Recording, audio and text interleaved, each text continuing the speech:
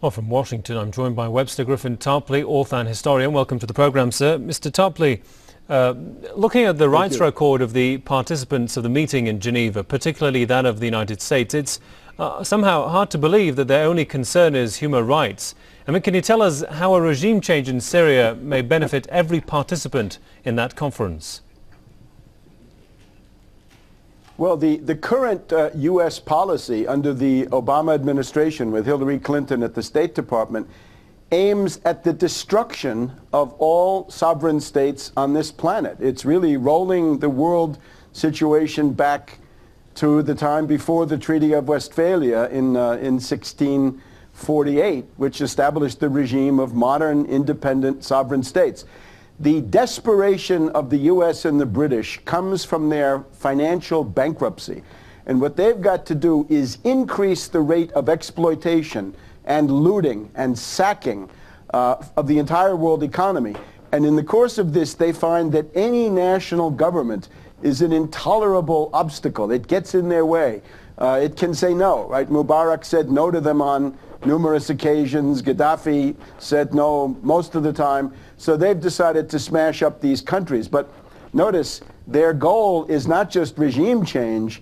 It's now microstates, mini-states, to use the terms of Zbigniew Brzezinski, partition, the favorite term of George Soros, balkanization, failed states, rump states, warlords of the type that we see, for example, in Libya.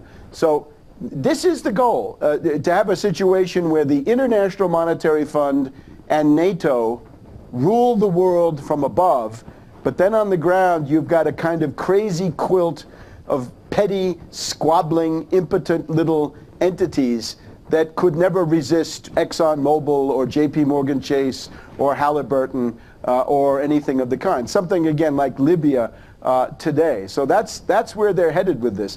It would be then to break up Syria, to detach the Kurdish part, to detach parts that would be claimed by Turkey, to perhaps start the Lebanese civil war again.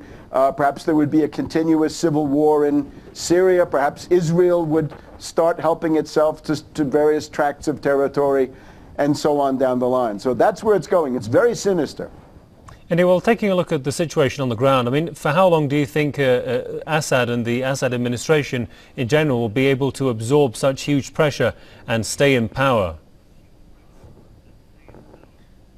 I think indefinitely. I think for a very long time. And Assad's holding power may turn out to be greater than the holding power of the coalition that is arrayed against him. Now, this, of course, depends on Russia and China maintaining their current blocking position in the Security Council.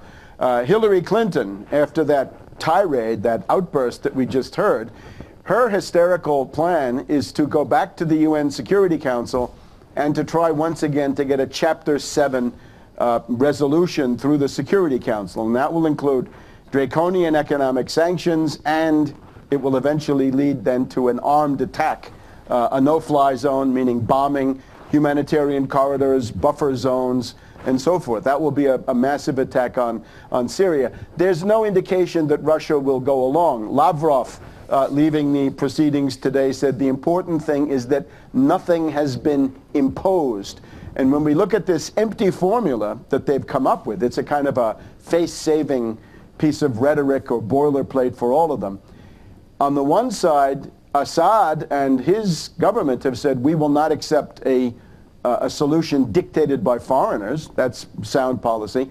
And then we have the Syrian National Council, always helpful in this way. They say they will never negotiate with Assad because Assad has blood on his hands. We're finding out right now, thanks to the Frankfurter Allgemeine Zeitung of Germany, big conservative paper in Frankfurt, that it was the Free Syrian Army that carried out the Hula massacre. Not Assad, not the Syrian army, but rather these bloody NATO death squads that have been brought in, which Hillary Clinton is supporting, and Haig and Fabius and the rest of these people. And indeed, Kofi Annan, the hypocrite, is nothing but a front man for essentially these death squads.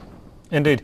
I mean, there is talk of a coalition government, and you pointed to it briefly. But I mean, how likely will this coalition government be formed, and just how much will Assad agree to it?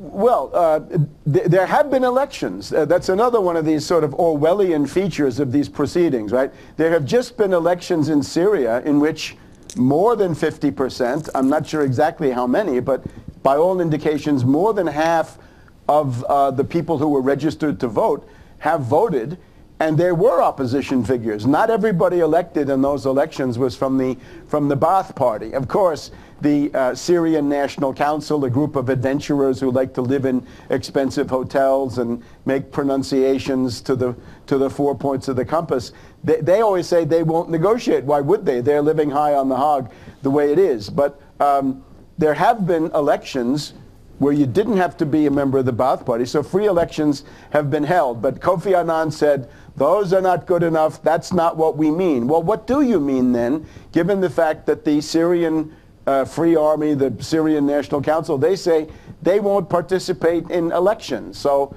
they are the ones who are intractable, and the guilt for the crisis goes to them. I think Assad can hold out for quite a while. Indeed. Fair enough. We'll leave it there for the time being. Many thanks to Dr. Webster Tarpley, author and historian from Washington. You.